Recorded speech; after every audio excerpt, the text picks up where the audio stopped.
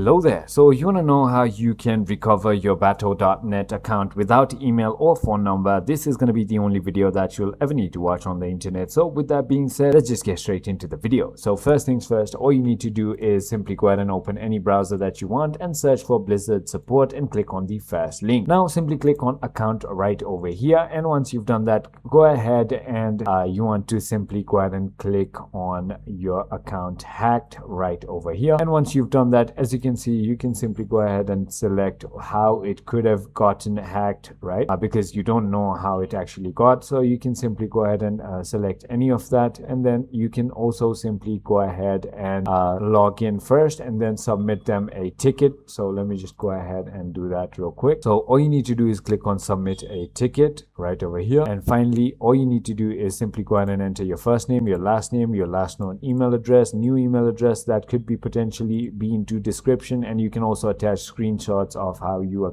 had that account previously. So that is about it. I hope this video was helpful to you. If it was, hit that like button and I'll see you on the next one.